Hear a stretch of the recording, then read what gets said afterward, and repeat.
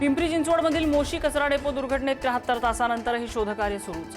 काही वेळापूर्वी बचाव पथकाला 3 जण दिसले। शोधकार्यास उशीर होत असल्यामुळे नातेवाईक संतापले। नातेवाईकांना अश्रू अनावर।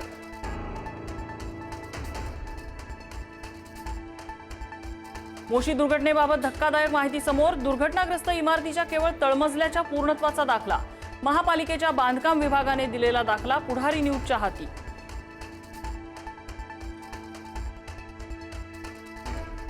देवेंद्र फडणवीस केंद्रात गेले तर बावनकुळे मुख्यमंत्री होतील, संजय राऊतांचा मोठा दावा। तर फडणवीस स्वतः बावनकुळेंची शिफारस करतील, राऊतांचं विधान। फडणवीस पंतप्रधान झाल्यास आनंदच होईल, राऊतांची प्रतिक्रिया।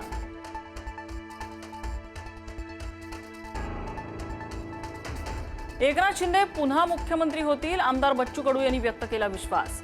फडणवीसांनी दिल्लीत जाऊन देशाची सूत्र हाती घ्यावी, कडू यांचं विधान।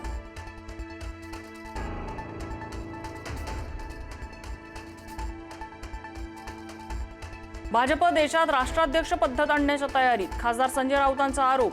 ट्रम्प सारखं देशात हे राज्य करतील,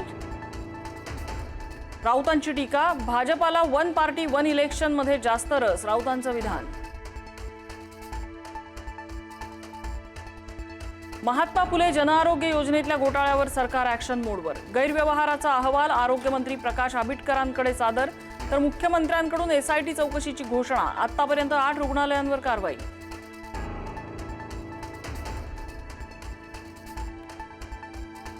शेतकरी कर्जमाफीच्या नियम आणि अटींमध्ये मोठा बदल। 50,000 रुपयांऐवजी आता 2 लाख रुपयांपर्यंत कर्जमाफी मिळणार। 2026-27 ची ही अट काढून टाकली, मुख्यमंत्र्यांची विधानसभेत घोषणा।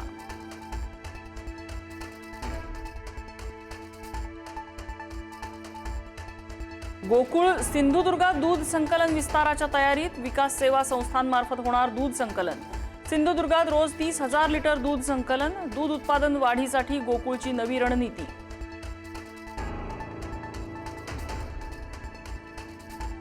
एटीएसचे राज्यभरात 150हून अधिक ठिकाणी छापे। पाकिस्तान स्थित शहजाद भट्टीच्या कथित नेटवर्क विरोधात कारवाई। 175 संशयितांची चौकशी सुरू, अनेकांना घेतलं ताब्यात। केतन अग्रवालच्या वडिलांचं द्रौपदी मुर्मू यांना पत्र। मुलगा गेला आणि 20 दिवसात वडीलही गेले। कुटुंब उद्ध्वस्त झालं असून खटला फास्ट ट्रॅक कोर्टात चालवण्याची मागणी।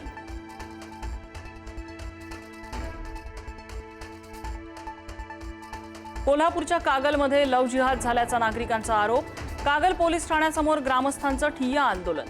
मुलीला पालकांच्या ताब्यात देण्याची आंदोलकांची मागणी।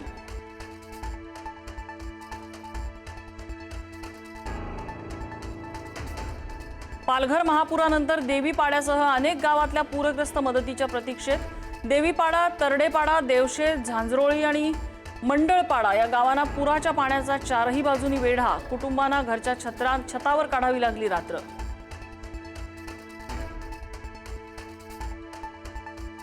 दोन दिवसाच्या मुक्कामानंतर ज्ञानेश्वर महाराजांच्या पालखीचं पुण्यातून सासवडकडे प्रस्थान। माऊलींची पालखी सध्या दिवे घाटात। माऊलींच्या पालखीचा आज सासवडमध्ये मुक्काम।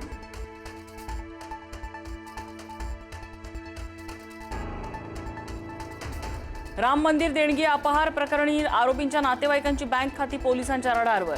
50हून अधिक खात्यांची चौकशी सुरू, तर देणगी मोजणाऱ्या 23 कर्मचाऱ्यांचे एकाच वेळी राजीनामे।